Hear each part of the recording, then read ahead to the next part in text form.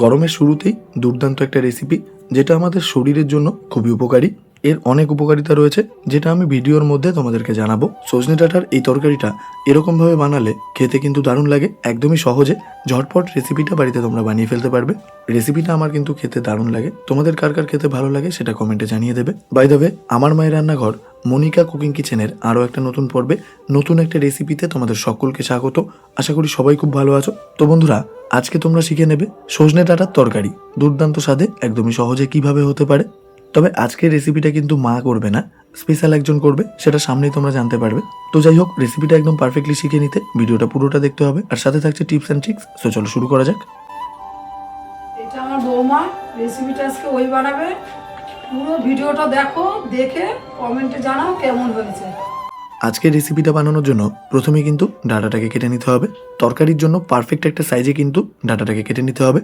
তো বন্ধুরা, আজকের রেসিপিটা কিন্তু খুবই উপকারী একটা রেসিপি। সিজনের শুরুতেই মা কিন্তু তোমাদের কথা মাথায় রেখে রেসিপিটা নিয়ে এলো। আজকের তরকারির জন্য ডাঁটাটাকে কিন্তু এরকমই পারফেক্ট সাইজে কেটে নিতে হবে। আশা করি তোমরা দেখেই বুঝতে পারছো, ডাঁটাগুলো কিন্তু বেশ কচি। তবে ডাঁটা যাই হোক না কেন, সাইজটা এরকমই রাখার চেষ্টা করবে, তাহলে কিন্তু খেতে সুবিধা হবে।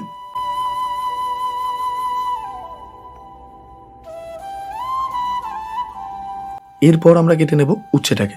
এবারে উচ্ছেটাকে ঠিক কিরকমভাবে কেটে নেব সেটা দেখে নাও। আমি প্রত্যেকটা ভিডিওতেই বলি, যে কোনো কিছু রান্না করাতে সবজিটাকে পারফেক্টলি কেটে নেওয়া কিন্তু খুবই জরুরি। এরকমই পাতলা করে কিন্তু উচ্ছেটাকে কেটে নিতে হবে। তাতে কি হবে, রান্নার সময় ভালোভাবে সেদ্ধ হয়ে যাবে।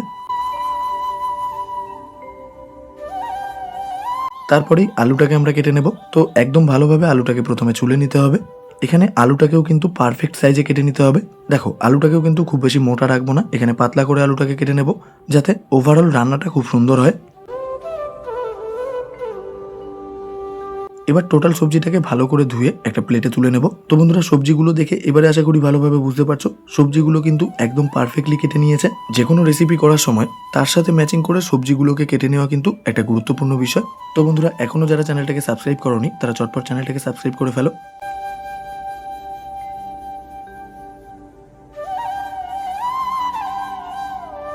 এবারে কড়াইতে দিয়ে দেবো বেশ খানিকটা পরিমাণ সাদা তেল। এখানে খুব বেশি তেল কিন্তু আমরা ব্যবহার করব না, আবার একদম কম তেলও ব্যবহার করব না। কারণটা কি, এটা ভালো করে বুঝতে হবে। এবারে ফোড়নের জন্য দিয়ে দেবো হাফ চামচ কালো জিরে। নেড়ে চেড়ে ফোড়নটাকে হালকা ভেজে নিতে হবে। তো যেটা বলছিলাম, এক্ষেত্রে তোমরা দেখতেই পাচ্ছ মিডিয়াম পর্যায়ে তেল কিন্তু আমরা ব্যবহার করেছি।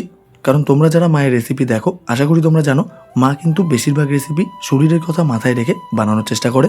সমস্ত সবজিগুলোকে কিন্তু একসাথে কড়াইতে দিয়ে দেবো। দিয়ে দেবো 1 চামচ নুন,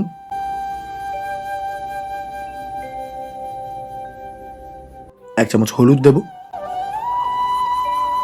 1 চামচ চিনি, তবে চিনিটা সম্পূর্ণ স্বাদ মতো। এবারে সবজিগুলোকে আমরা ভেজে নেব। ওভেনটাকে মিডিয়ামে করে দিয়ে প্রায় 7 থেকে 8 মিনিট ধরে সবজিগুলোকে আমরা ভেজে নেব। তো বন্ধুরা, একটু আগে যেটা বলছিলাম, এক্ষেত্রে বেশি পরিমাণ তেল যদি আমরা ব্যবহার করি, তাহলে ভাজাটা কিন্তু হবে ক্রিস্পি, আর অটোমেটিক্যালি রান্নাটা কিন্তু হয়ে যাবে রিচ, যেটা আমরা চাইছি না। আমাদের রেসিপিটা কিন্তু হতে চলেছে হেলদি।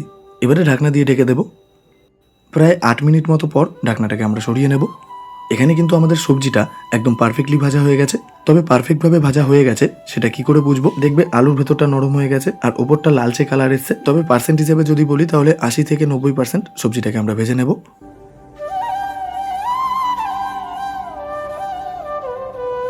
এবারে কড়াইতে দিয়ে দেবো পরিমাণ মতো জল। এখানে প্রায় 1 মগ মতো জল আমরা ব্যবহার করছি, তবে সম্পূর্ণ আমাদের পরিমাণ অনুযায়ী। তোমরা তোমাদের পরিমাণ অনুযায়ী অবশ্যই জলটা ব্যবহার করবে। এবারে ভালোভাবে নেড়ে চেড়ে নিয়ে টোটাল উপকরণটাকে জলের সাথে ভালোভাবে মিশিয়ে নিতে হবে।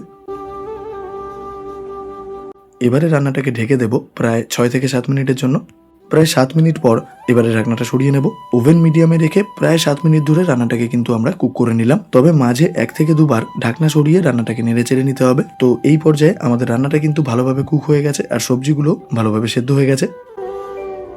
ঠিক এই পর্যায়ে এবারে আমরা রান্নাতে দিয়ে দেব বেশ কিছুটা পরিমাণ ময়দা। তো এই পর্যায়ে ময়দাটা আমরা কেন ব্যবহার করলাম? যাতে ঝোলটা ভালোভাবে ঘন হয় আর সবজিগুলোর সাথে ঝোলটা ভালোভাবে সেট হতে পারে।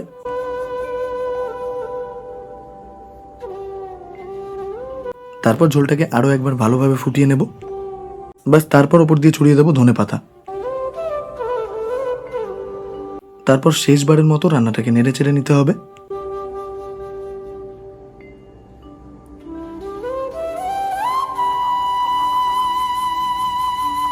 তো বন্ধুরা ফাইনালি রেডি হয়ে গেল আমাদের সজনে ডাঁটার মজাদার তরকারি।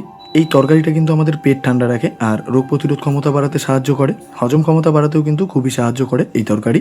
আর এই তরকারিটা খেতেও এতটাই স্বাদ, ছোট থেকে বড় সবাই কিন্তু খাবে। আর এইভাবে তরকারিটা রান্না করলে উচ্ছের তেতো ভাবটাও কিন্তু কম লাগবে। তো বন্ধুরা রেসিপিটা বাড়িতে ট্রাই করো, তারপর কেমন লাগলো সেটা কমেন্টে জানিয়ে দেবে।